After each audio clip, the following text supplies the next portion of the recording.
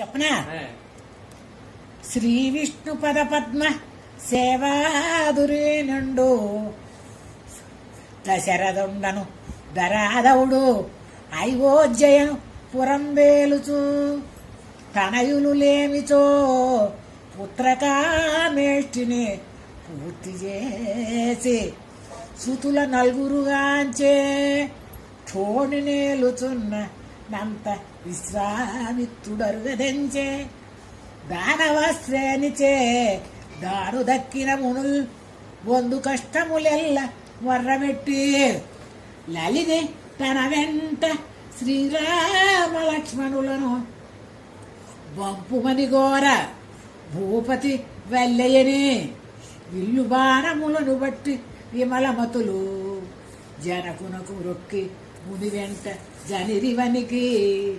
వారల దారి గడ్డముగా వచ్చిన తాతకి మచ్చమాపి ఎచ్చేరువునున్న యాశ్రమము చేరి సుబాహుని రూపుమాపి సొంపారగా వాని సోదరుని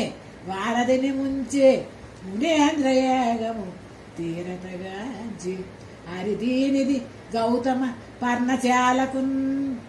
పతి చేపంపున బండయైన పడతిన్ బాలామణిని జానకిని సతిగాంచి బలాఢ్యు భార్గవ నిరుత్సాహాత్మునుంచేచి భూపతి గాబోవగా గైక 2 వరములు పంతముతో గోరిరన్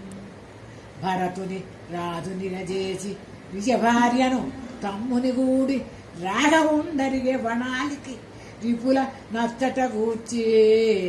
పచిండిలేడికై పరిగెడు దాని జంపి ప్రియభామను గానక పక్షిరాజుచే సరసి రేత్రి వార్త విని శక్యము చేసియు ప్రొద్దుసూలితోన్ వాలి ప్రాణము తీసి వాయపుత్రుని పంపి సీతామహాదేవి క్షేమమరసి వానరులను కూడి వారాసి బంధించి ఎల విభీషణునకు అభయమొసగి గలుడ రావణ కుంభకర్ణాదులను గూల్చి శరమాపతిని దైత్యవరుని చేసి ఎలనంబులోదొచ్చి తరపాతి వృత్యంబు జగతిలో చాటిన సఖ్యకు గుడి పుష్పకం దెక్కి సాకేత పురము చేరి ప్రజల కత్యంత సౌఖ్యము ఒరలునట్లు క్షితిరి శుభముగా పట్టాభిషేకుడను రాజ్యమేలను క్రమముగా రామరాజు ఊత జాబిల్లి ఒక నూలు పోగురీతి అయిన పత్తి సుబ్బారావు దీని వ్రాసి ప్రణతులిడిచి సమర్పించి భక్తి కొలది కాన వేగమే బ్రోవర కమలనాభ కమలనాభ కమలనాభ